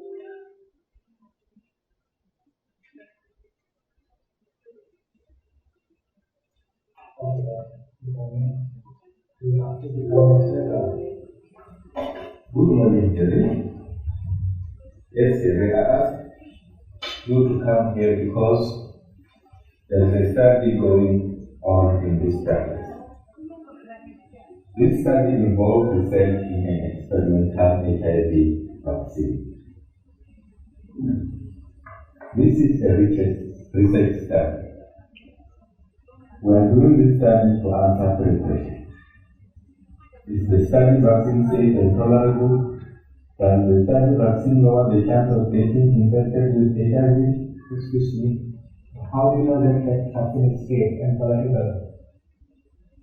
Do you have proof of that? Yes, sir. All the safety information that we have up until now has been gathered from all the previous earlier studies. We do not have all the safety details as these vaccines are still in developmental stages. But all the safety information that were gathered are summarized in this. Kita mengenal akibat be participate in this trial together with me? Yes. There will be 800 participants worldwide. No, it's my mistake, sorry. There will be 800 participants in this study. But in total, because this study is a multi-center study, 3,000 participants will be taking part in this study. What's the risk for me? Any risk or any beneficent for me? That is a very good question, Gary. There are risks associated with this study. Now listen very carefully.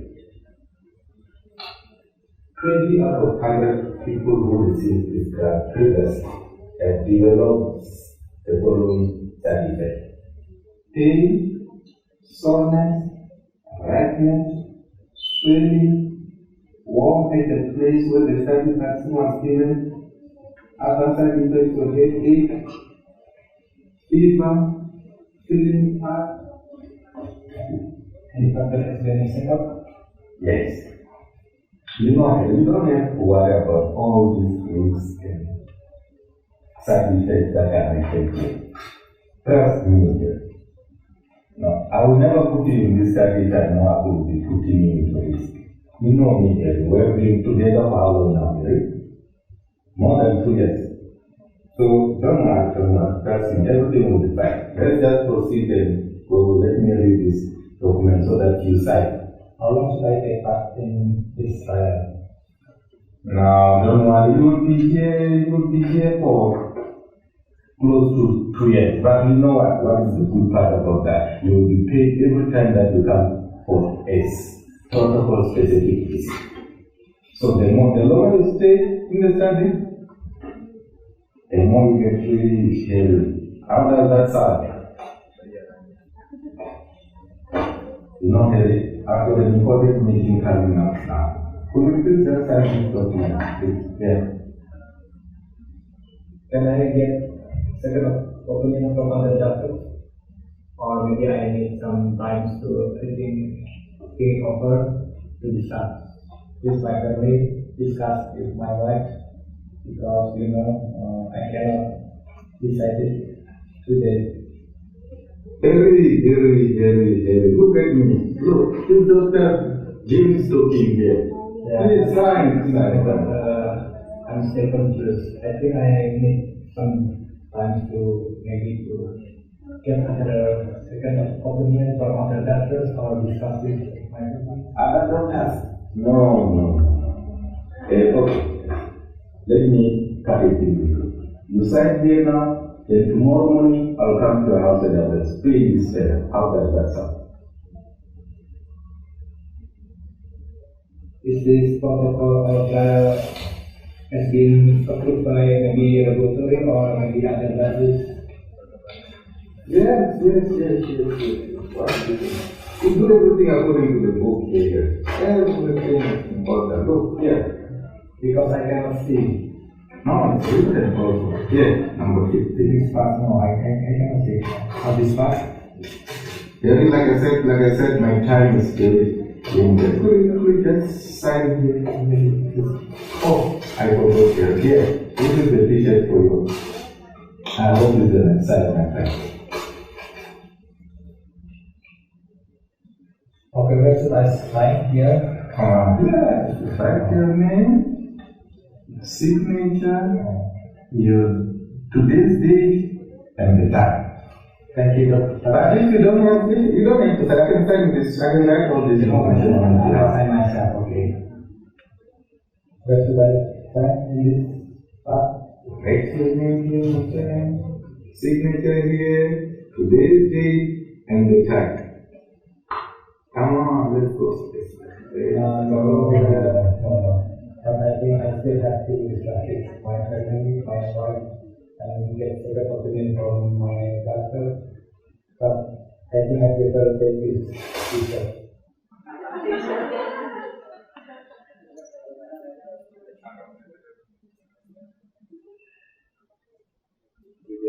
Promise pasti issue juga kita saja lebih dari kaosnya.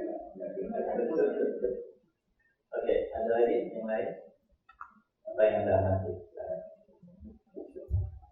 menurut saya tadi kita lihat bersama bahwa memang dominan memaksa, terus ada paksaan, terus menjanjikan, jadi dia upaya segala macam, terus tidak ada saksi mungkin di situ, terus tadi menggunakan pakai kedekatan, tadi dokter dan sudah kenal lama dengan Heri, terus habis itu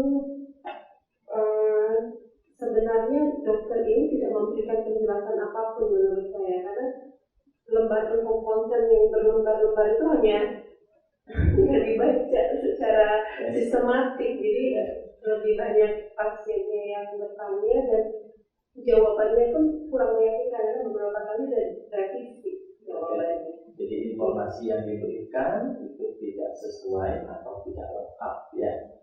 Kemudian juga rasanya si pasien ini tidak puas ya dengan jawabannya dari dokter. Oke, ada lagi? Jadi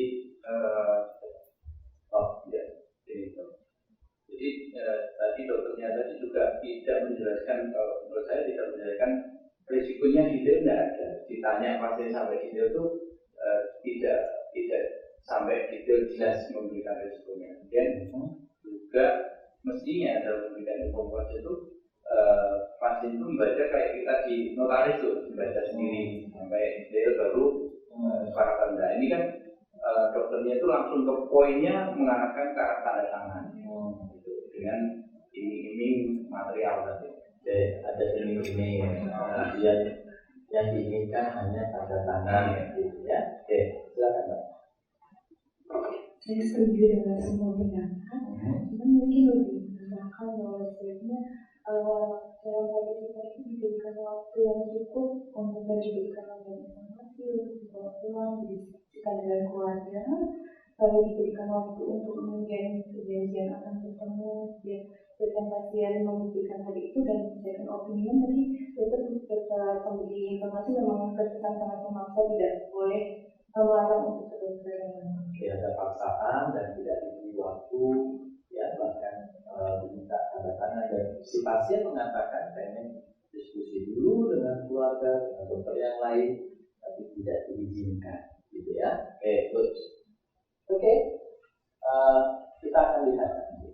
Jadi yang tadi sudah ada yang mengatakan bahwa pada proses tadi yang kita amati, konsen itu terkesan hanya meminta tanda tangan. Kenapa seperti itu? Karena banyak sekali kita melakukan proses konsen itu untuk proses administrasi. Jadi yang diinginkan administrasinya, tanda tangan. Oke. Padahal di dalam proses inform consent disebutkan ini adalah proses. Ya, nanti kita akan lihat bahwa ini proses mengedukasi subjek.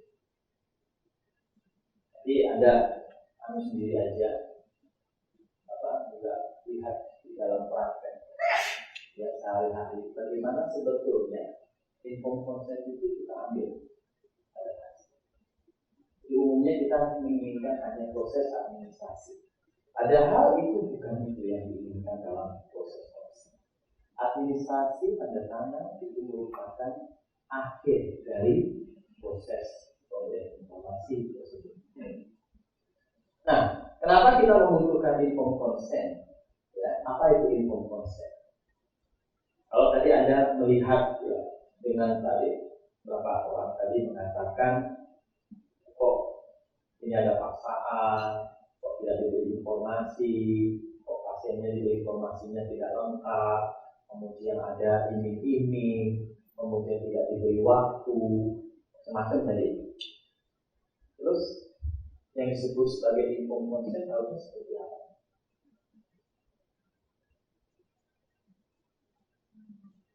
Ada yang mau memberikan? Pasien harus mendapatkan informasi yang jelas dulu baru konsen. Ada pemberian informasi baru konsen. Menurut Anda critical issue di dalam inform consent, kesepakatan bersama. Ada lagi? Apa? Si pasien paham terhadap apa? Terhadap informasi yang diberikan. Apalagi? Informasinya harus lengkap, termasuk apa yang menjadi resiko dan seterusnya. Apalagi? Kemudian ada konsen atau kesediaan itu dilakukan secara sukarela. Oke, apalagi yang menurut Anda konsen itu? Apresiasi maksudnya?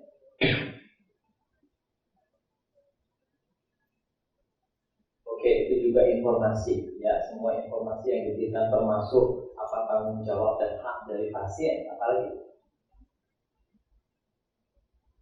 Dilakukan oleh orang yang kompeten. Siapa yang kompeten? Penelitinya atau partisipannya?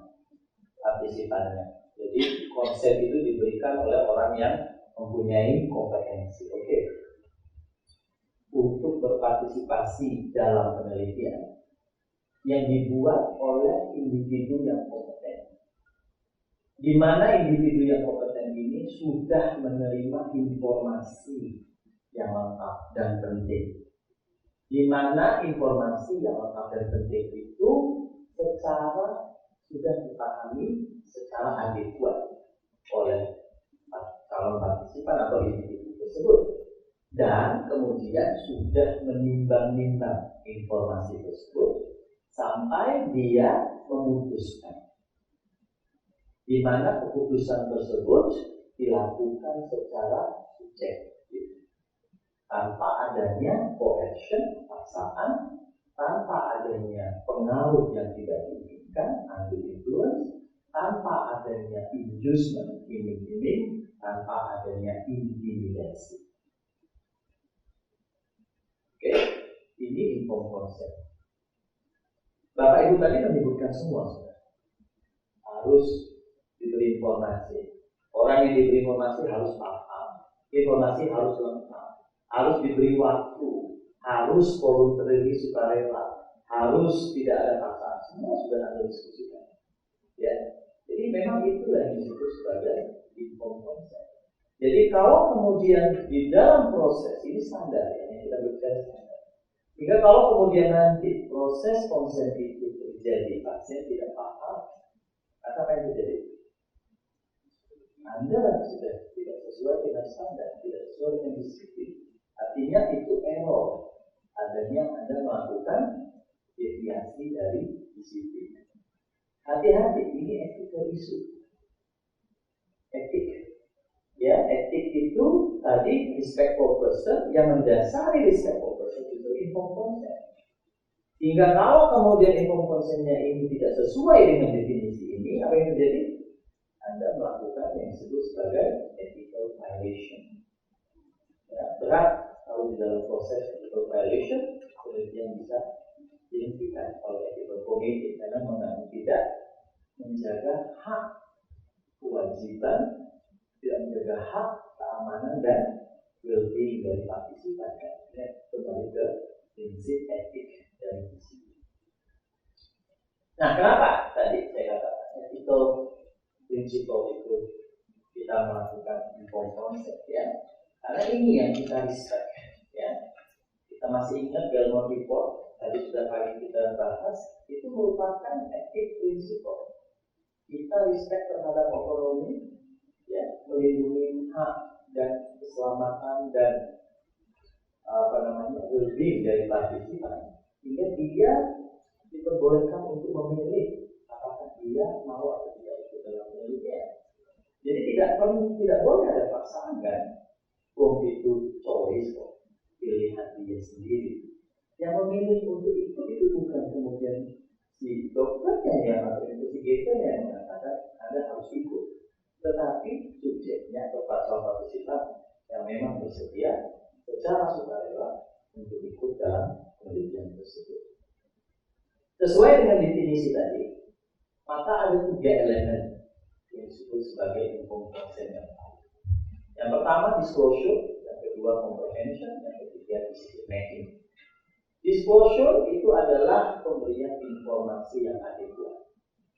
Ya, adekuat itu artinya nanti kita akan kemarin Anda sudah bisa lihat di dalam checklistnya informed consent. Apa saja sebetulnya informasi yang harus kita berikan pada pasien? Ya, itu merupakan informasi. Standarnya itu informasi yang harus diberikan. Sehingga betul-betul harus disclosure, harus lengkap, dan harus disupervisi. Ada provision, ada mekanisme bagaimana informasi itu diberikan, dan kemudian baru kita pastikan informasi yang kita berikan itu dipahami oleh pasien. Sehingga kalau pasien belum bisa memahami informasinya, dia masih mau diskusi dulu dengan dokter lain, dia masih harus diskusi dulu dengan keluarga, maka dia harus diberi waktu untuk mencari klarifikasi itu. Dan itu masuk dalam proses comprehension. Nah, untuk bisa memahami informasi yang diberikan, untuk dia bisa mencari klarifikasi, maka partisipan ini harus orang yang mempunyai kapasiti untuk bisa memahami informasi itu. Harus orang-orang yang mempunyai kompetensi untuk bisa memahami informasi itu. Orang-orang yang kemudian mempunyai mungkin kelainan mental, orang-orang yang dalam keadaan koma, elderly atau anak-anak, mungkin dia tidak mempunyai kapasitas atau kompetensi untuk memahami informasi tersebut yang diberikan, sehingga orang tersebut nanti kita sebut sebagai vulnerable. Nah, bagaimana nanti konsep pada vulnerable itu yang akan kita diskusikan. Setelah itu dia akan mengambil decision making, ya, di mana decision makingnya adalah sukarela, voluntary, dan bebas dari paksaan, bebas dari undue influence. Undue influence tadi kita lihat, kita sudah lama kenal. Saya tidak akan memberikan risiko pada Anda. Trust me, itu undue influence. Hati-hati di dalam proses, ya. Kata-kata ketika dalam memberikan informasi itu bisa membuat suatu yang kita sebut undue influence. Kemudian inducement, iming-iming, bisa jadi kaya. Kemudian teaser, itu semua iming-iming yang diberikan. Boleh nggak iming-iming itu? Tidak boleh. Ya, tetapi kalau memberikan kompensasi itu boleh. Nanti kita akan lihat. Cuma hati-hati, kompensasi yang terlalu besar bisa menjadi iming-iming. Nah, ini antara garis merah membatasi iming-iming dengan kompensasi itu juga harus hati-hati. Makin tinggi makin menjadi iming-iming. Ya. Kemudian intimidasi, ya. Intimidasi, paksaan, waktu saya tidak cukup lagi nih, sudah. Tanda tangan ini saja. Ya. Saya banyak pekerjaan, ya. Dan sebagainya. Itu kemudian termasuk intimidasi. Walaupun hanya dengan kata-kata halus, ya, tapi terasa ada proses intimidasi. Jadi hati-hati, ini 3 elemen ini harus ada di dalam proses konsep. Kemudian hubungannya dengan esensial dokumen, hubungannya dengan data manajemen kita tadi, ya. Ingat kemarin di dalam essential document, if not documented, is never happened. Di dalam proses informed consent, maka 3 ini harus terukur. Bahwa ada catatan Anda memang memberikan informasi. Harus ada catatan bahwa memang pasien paham. Harus ada catatan dokumentasi yang memang menunjukkan bahwa kita memberi waktu dia dengan cukup. Kemudian ada catatan bagaimana konsen itu dibuat. Karena apa? Kembali lagi, ini standar. Ini elemen yang harus ada. Dan ini harus terbukti di dalam dokumen. Kenapa? Karena semua proses quality itu nanti akan kami memberikan di dalam dokumen. Ketika tidak tercatat, maka semua proses audit, monitor dan apapun bisa mengatakan bahwa kamu tidak melakukan elemen yang ada di dalam dokumen. hati-hati ya. Jadi informed consent mungkin form konsennya itu juga esensial dokumen, tapi proses konsen sampai tanda tangan itu juga harus didokumentasikan dalam esensial dokumen. Oke, ada case skenario di sini nomor 1. Direncanakan kita berbicara yang nomor 1 ya, disclosure, pemberian informasi. Direncanakan untuk merekrut partisipan di atas usia 20 tahun di suatu daerah yang endemik untuk penyakit AIDS. Hampir semua orang yang berada di desa tersebut tidak bisa baca tulis, illiterate. Hanya beberapa orang yang bisa membaca dan menulis. Kemudian study team mendiskusikan dengan kepala desa dan akhirnya disetujui dengan kepala desa tersebut bahwa tim akan datang ke desa tersebut untuk memberikan informasi, ya, karena ada kesempatan untuk bisa merekrut orang lebih banyak di desa tersebut karena penelitiannya terkait dengan penyakit AIDS. Karena studi bisa merekrut banyak partisipan pada desa tersebut, maka direncanakan untuk memberi informasi terkait penelitian tersebut dan membacakan informasi itu pada semua orang di desa tersebut bersama-sama duduk di bawah pohon besar untuk supaya menghemat waktu. Apakah prosedur ini menurut Anda appropriate? Ada yang mau jawab? Silakan. Mungkin individu. Ya, Mbak, silakan. Terima kasih untuk itu. Kalau menurut saya dalam pemberian informasinya yang bersama-sama mungkin boleh, tapi ketika responden akan memutuskan itu mungkin harus diberi waktu dan mereka boleh membawa pulang lembar penjelasannya dan memikirkan di rumah untuk di hari berikutnya mengembalikan kepada tim peneliti apakah mereka bersedia terlibat atau tidak. Ini kita katakan tadi adalah proses nomor 1, ya. Boleh, silakan. Ya, kurang bisa apa yang disampaikan, cuma permasalahannya adalah ketika penyampaian sampai paham itu yang perlu kita perhatikan. Dan dengan waktu kita memberi banyak pengumuman itu, audiensnya ya biasa tidak bisa membaca gitu. Kalau kita nggak bisa baca tulis kan? Iya, seperti itu. Jadi mungkin harus lebih by person ya, menurut saya. Jadi tidak appropriate. Iya, tidak. Oke, silakan. Kalau menurut saya mungkin akan lebih enak kalau pendekatan satu karena tadi kan itu banyak responden, banyak target yang akan diambil dan itu dikumpulkan saja hanya di sebuah halaman terbuka ya. Tentu pasti nanti informasi yang diberikan tidak akan sepenuhnya ditangkap oleh mereka. Karena tadi disebutkan bahwa mereka tidak bisa baca tulis. Sehingga kalau misalnya kita kasih formnya juga percuma, mereka juga tidak bisa membaca. Gitu. Mungkin kalau mereka tim ini mau menghemat waktu, bisa jadi terjemahannya agak banyak, supaya bisa pendekatan ke yang calon sendiri. Balik lagi, menurut Anda tidak appropriate? Kurang, karena dari background. Ya. Jadi kalau menurut saya tidak appropriate juga karena pertama mereka kan tidak bisa baca tulis tadi sebagian besar.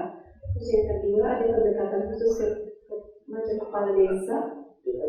Iya, terus dikumpulkan artinya di situ kemungkinan besar kayak ada intimidasi sehingga itu tidak dikodok atau mungkin karena takut keluarganya ada pengaruh kepala desa jadi biayain aja atau mungkin ada yang lainnya. Kembali lagi saya tekankan kita berada pada nomor 1, pemberian informasi. Kita belum masuk pada comprehension, kita belum masuk pada decision making. Hanya kami ingin memberikan informasi bahwa ini ada penelitian, dikumpulkan orang-orang. Karena tempatnya yang enak itu di bawah pohon, maka dikumpulkan di bawah pohon untuk memberikan informasi. Ya, kembali lagi saya tekankan disclosure yang kita diskusikan. Nomor 1. Di desa itu biasanya bisa membantu informasi si peneliti itu biasanya kepala desa. Menurut saya boleh, karena ini masih tahap pemberian informasi masih dangkal, maksudnya masih belum sampai ke item-item gitu. Jadi ini permulaan awal itu adalah Pak Desanya dulu yang membantu. Jadi memberikan informasi. Yang memberikan informasi bukan kepala desanya, tapi study team.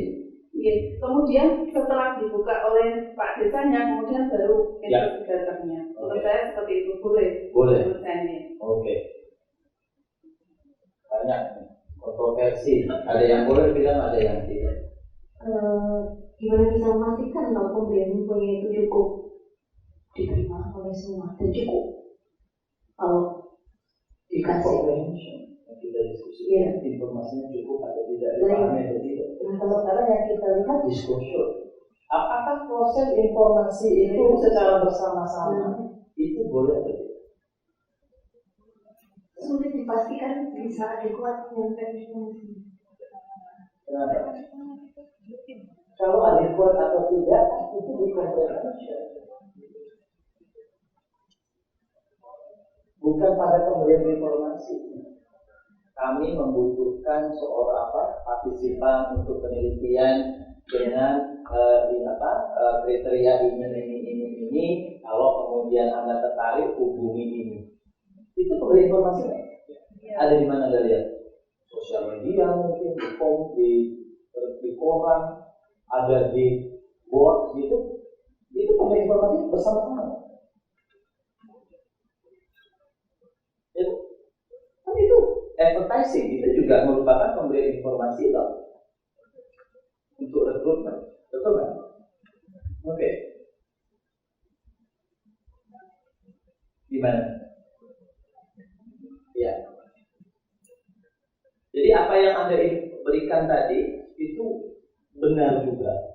Jadi silakan, karena di dalam proses pemberian informasi atau etik itu kadang-kadang antara yang disebut sebagai boleh atau tidak boleh itu kadang-kadang sangat tipis.